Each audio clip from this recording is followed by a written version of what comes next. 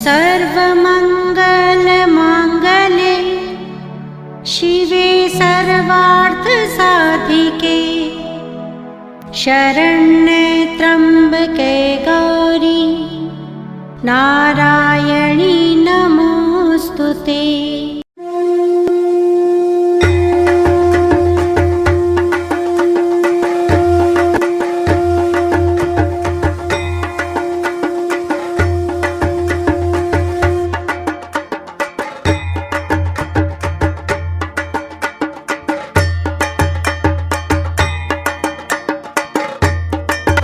जो रात दिन उसी के लिए जी रहा हो, उसका अपमान वो बर्दाश्त नहीं कर पाते। चब्बन ऋषि का जो अपमान हुआ, वो दर्द से जो तड़प रहे हैं, उन्होंने श्राप नहीं दिया महाराज, उन्होंने श्राप नहीं दिया।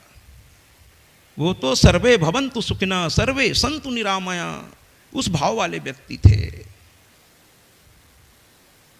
उन्होंने श्राप नहीं दिया, बस दर्द से तड़प रहे थे। लेकिन देवी का प्रकोप हुआ, दैवी शक्ति का प्रकोप हुआ और ये स्थिति आ गई। अब जब समस्या विकट हो तो किसी विद्वान से चर्चा कर लेनी चाहिए, अपने गुरु से, विद्वान से। इसीलिए विद्वानों के फ़ोन नंबर्स रखने चाहिए आज के ज़माने के हिसाब से।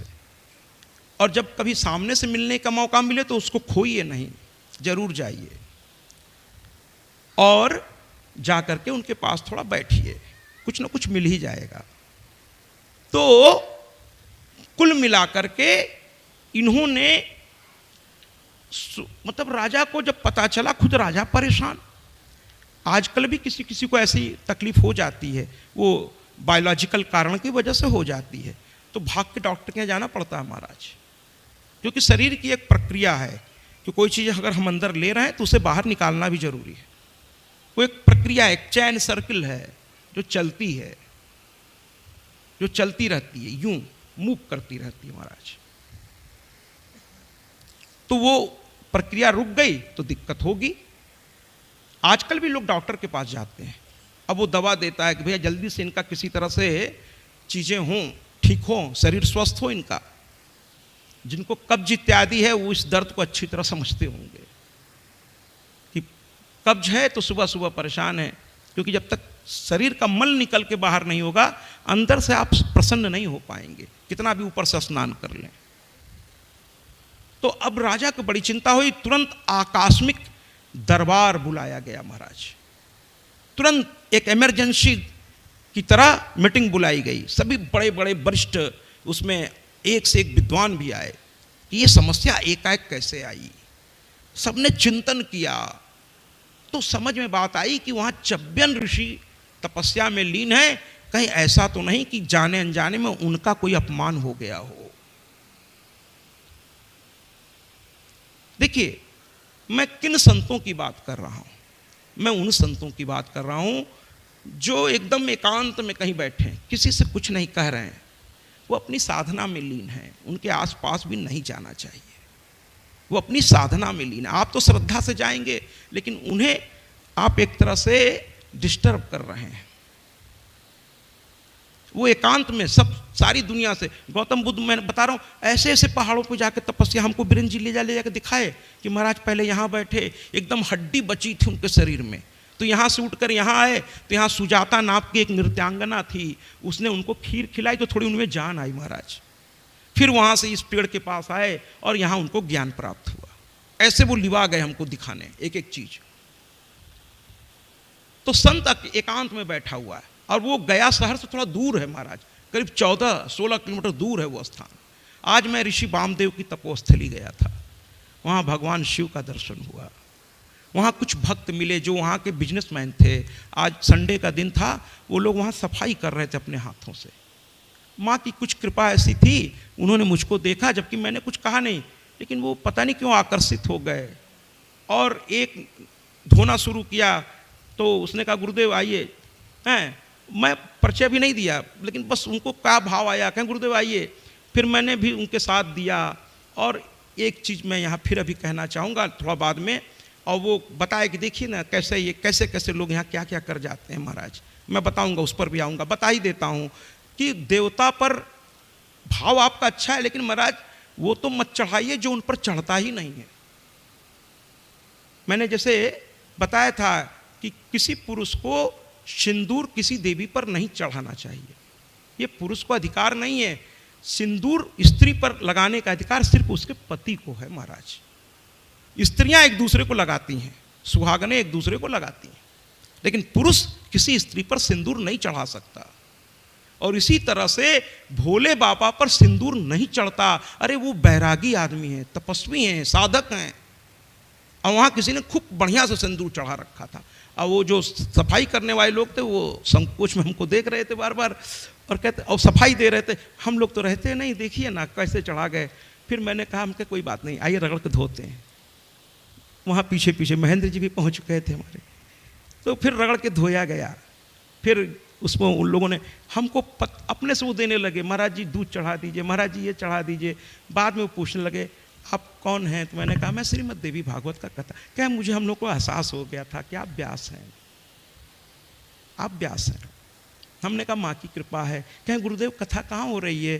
तो मेरे साथ गोलू था, हमने कहा बताओ भैया, पता बताओ इन लोगों को। और फिर उन लोग हम लोगों को थोड़ी दूर तक बाहर है। इसके बाद प्रणाम हम लोगों ने किया, फिर एक तस्वीर की थोड़ा वहाँ शूटिंग हुई क्योंकि सब नेट में डालना है, और फिर हम लोग बाहर की ओर निकल पड़े। तो हुआ कि कोई संत का अपमान हुआ है। अब राजा चिंतित हो गए, सबसे पूछना शुरू किया, जितने लोग उनके साथ गए थे। सबसे पहले सेनापति से पूछा तुम्हारी सेना का कोई व्यक्ति उधर गया था क्या? उन्होंने कहा अरे महाराज हम लोग अपनी मर्यादा जानते हैं। हर आदमी को अपना मर्यादा पता होना चाहिए, जिसको जो काम है उससे ज्यादा इधर उधर नहीं होना चाहिए। अपने काम से मतलब रखिए भाई, आपको जो काम सौंपा गया उतना करिए, उसमें कोई कमी नहीं होनी चाहिए। दूसरा क्या करता वो जाने, उसका काम जाने महाराज। तो सेना ने कहा हम अपनी मर्यादा जानते हैं, मर्यादा का उल्लंघन तो आवश्यक ही नहीं है, और हम ऐसे राजा के अंदर में रहते हैं, हम लोग ऐसी गलती कर भी नहीं सकते। फिर पूछा गया मंत्रियों से, एक एक व्यक्ति से पूछा गया। सबने कहा हम लोग उधर नहीं गए थे, हम लोग उधर नहीं गए थे महाराज, नहीं गए थे हम लोग। तो हुआ कि भैया अब जब कोई नहीं गया तो अपमान कैसे हो गया? अब राजा बड़े चिंतित हैं कि मैं तो कर ही नहीं सकता। पत्नियों से भी पूछ डाला, अंतःपुर जाके तुम में से कोई गया था? भाई 4000 औरतें एक नहीं संभाली जाती महाराज, 4000 कैसे संभले, है कि नहीं?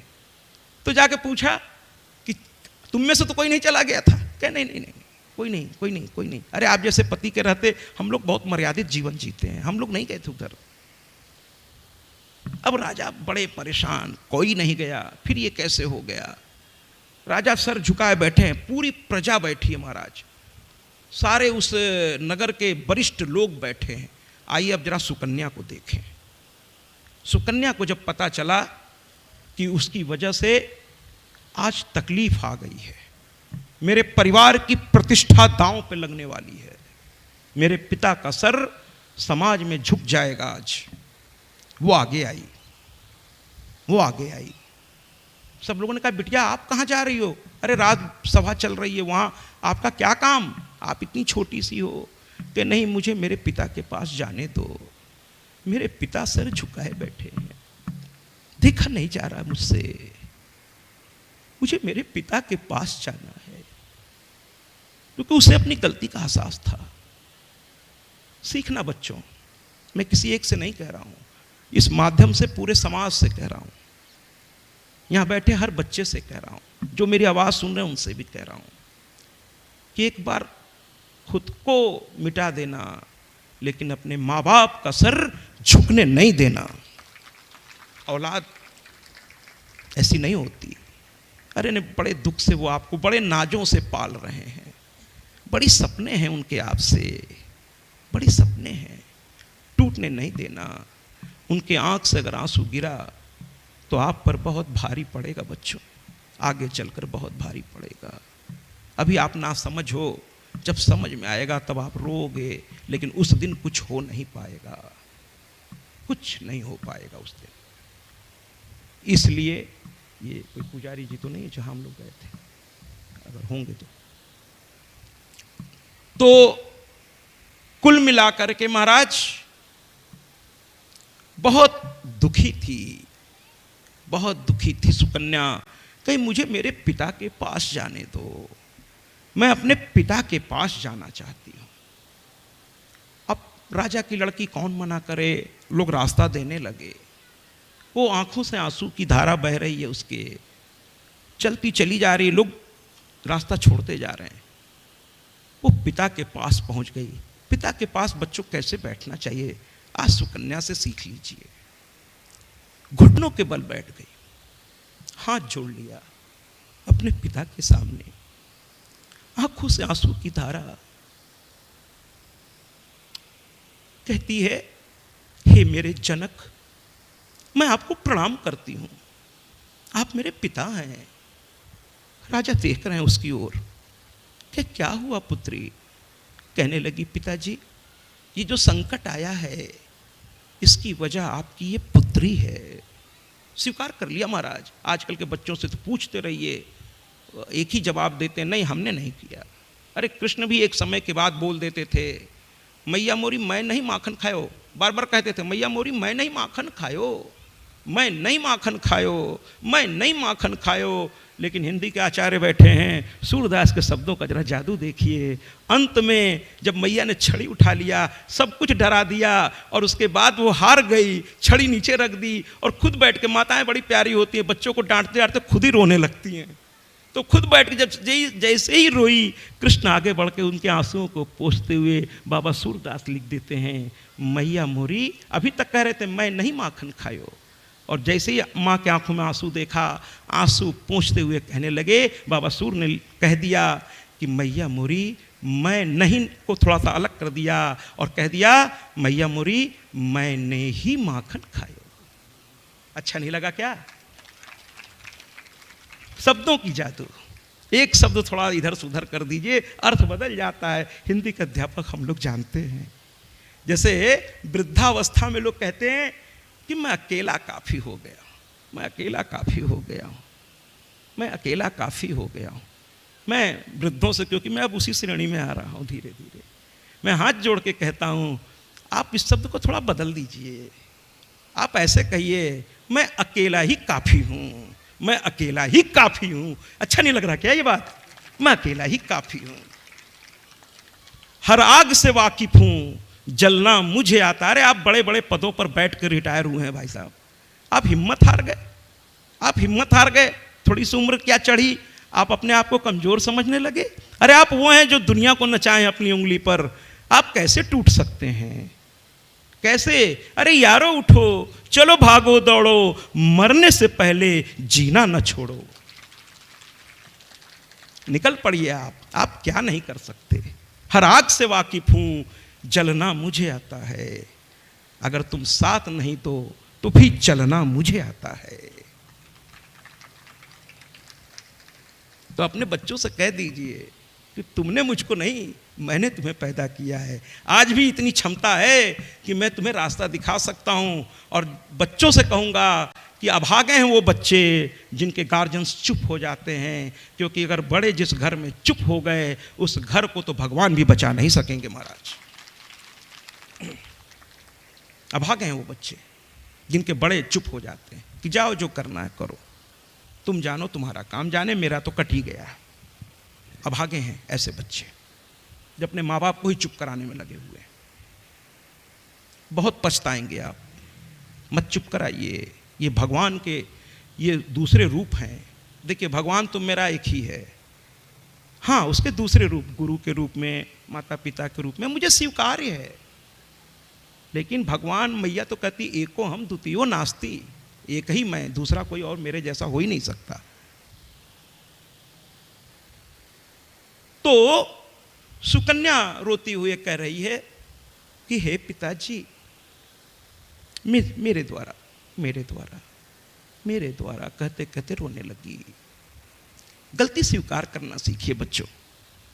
माँ बाप से समय रहते अगर आप गलती बता देंगे तो ये उसको हल कर देंगे।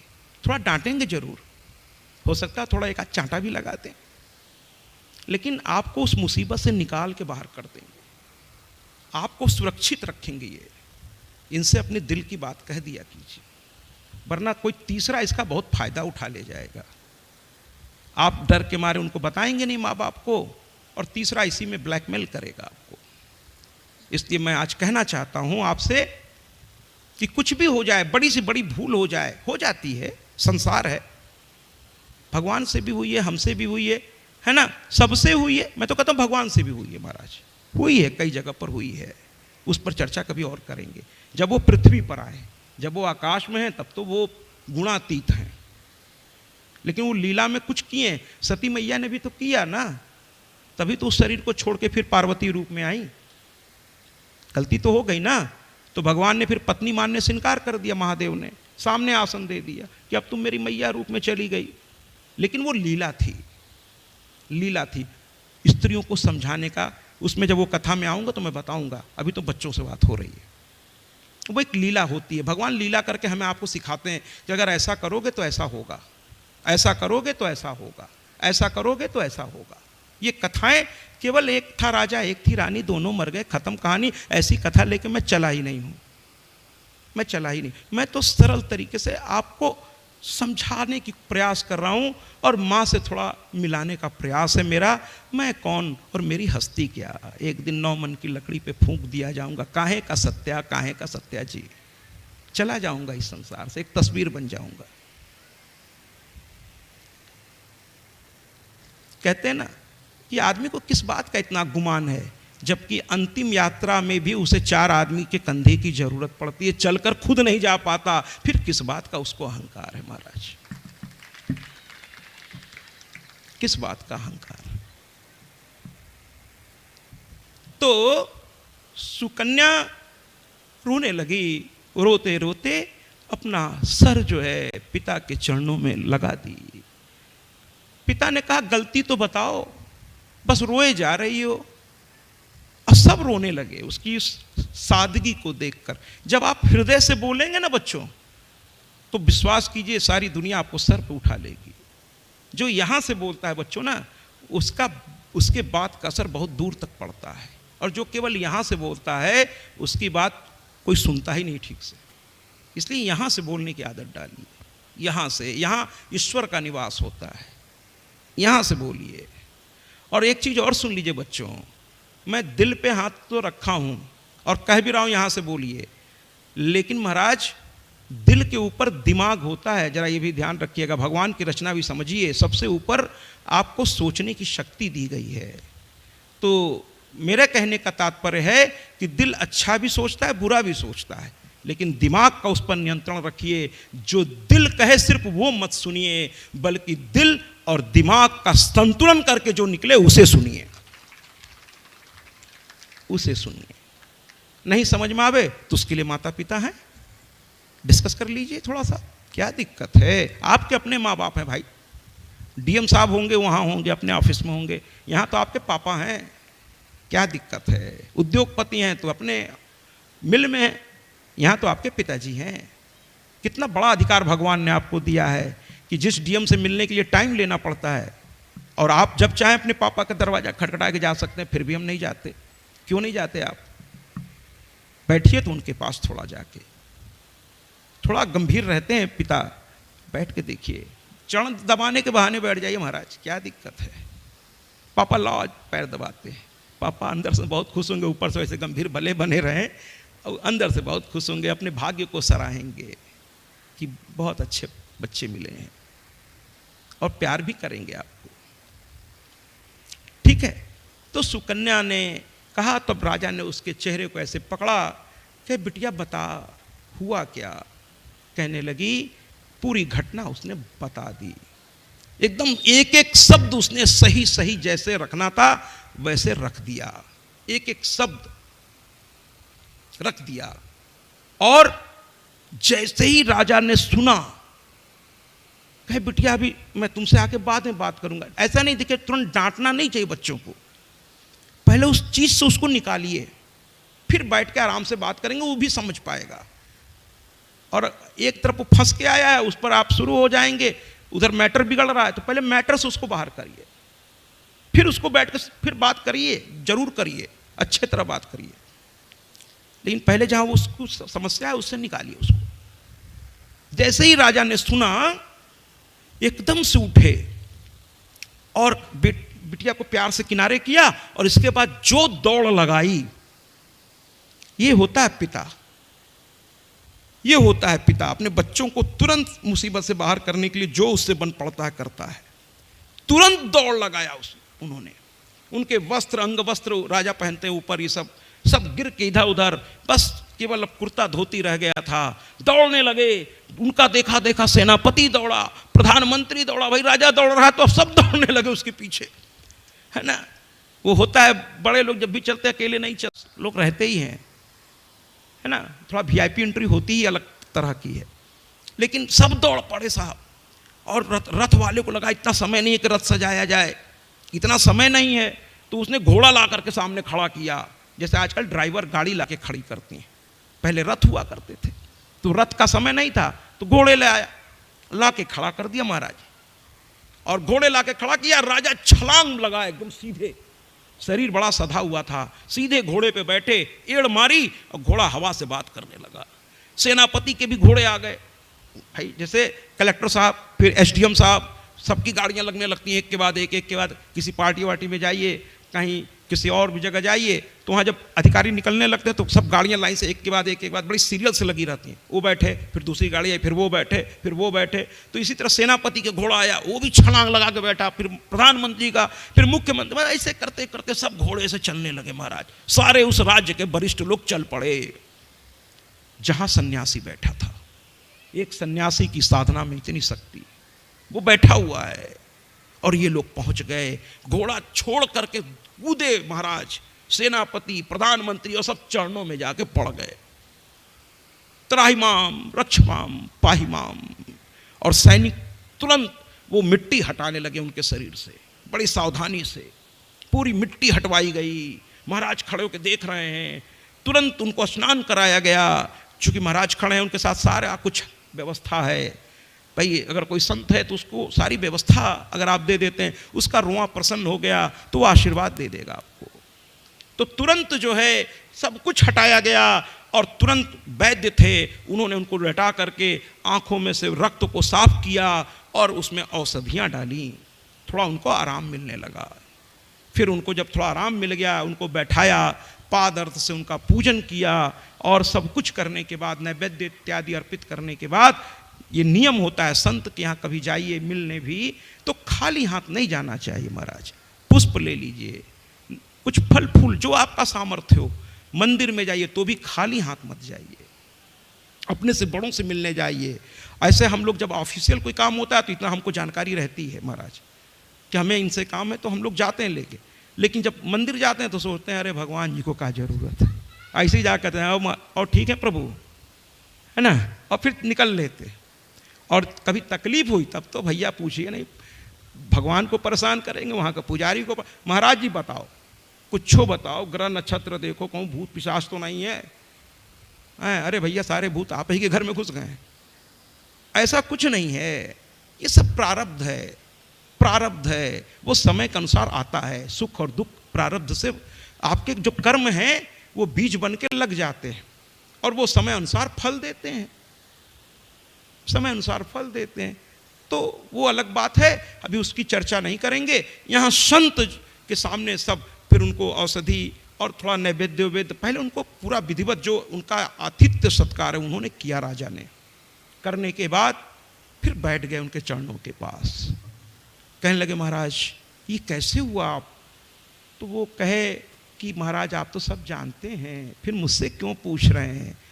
पैर पकड़ लिया राजा ने, रोने लगे, कहने लगे हाँ मेरी बिटिया है जिसकी वजह से ये हो गया, मेरी बिटिया है, माफ कर दीजिए, बच्ची है, अभी मुश्किल से उसकी उम्र 7-8 साल, अधिक से अधिक 9 साल,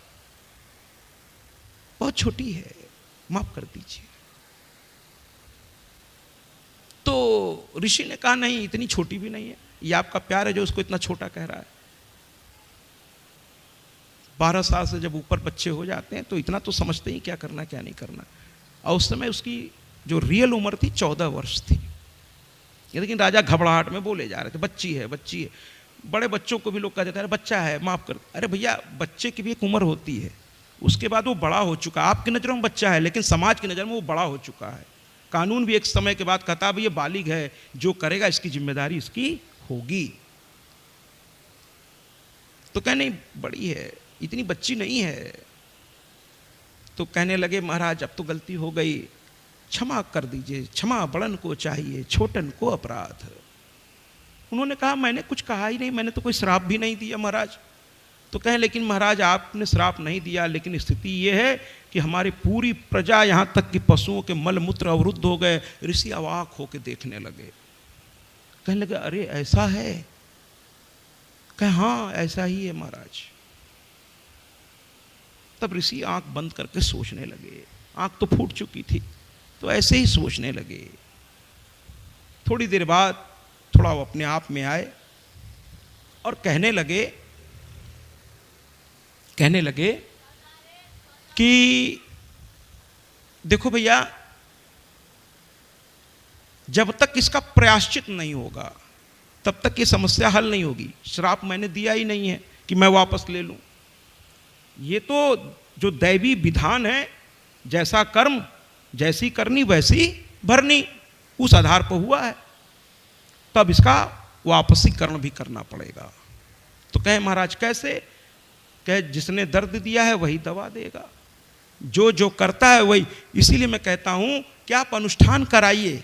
अगर कोई आपको विपत्ति है, किसी ने बता दिया, कराइए, कुछ भी कराइए आप, लेकिन स्वयं वहां उपस्थित होकर कराइए। ये ऑनलाइन नहीं कराइए, क्योंकि जब तक आप उस आचार्य के साथ, उस व्यास के साथ वो साधना नहीं करेंगे तब तक उसका सही फल आपको प्राप्त नहीं होगा। हाँ नहीं होगा, साधना साथ में करनी पड़ेगी। जैसे देखिए हम 9 दिन की कथा, पूरा श्रीवास्तव परिवार एक तरह से साधना ही तो कर रहा है, दिन भर लगे रहते हैं।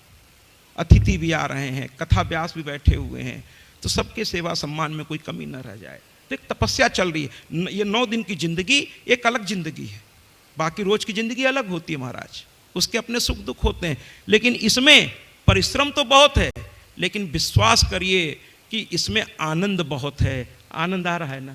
सही कह रहा हूं।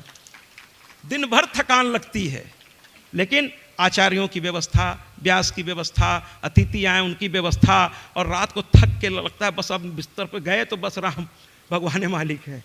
लेकिन एक आनंद की अनुभूति हो रही है कि एक अनुष्ठान हो रहा है मेरे यहाँ, वो भी कोई छोटा मोटा नहीं, 9 दिन का श्रीमद् देवी भागवत महापुराण हो रहा है। ये बड़े भाग्य से होता है, तो एक संतोष मिल रहा है। और जिस दिन महाराज ये पूरा हो जाएगा, वाकई एक इतिहास होगा, एक इतिहास आपके नाम से बनेगा। बाकी जो पुण्य लाभ है वो तो दिखेगा ही दिखेगा वक्त के साथ।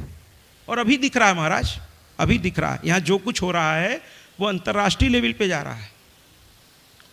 चूंकि मेरे चैनल के माध्यम से ये चीज़ यहाँ से नेट से प्रयागराज और प्रयागराज से वहाँ बैठे हुए 3 लोग, और आप लोग फेसबुक पे रोज आज वाली घटना कल देख ले रहे हैं।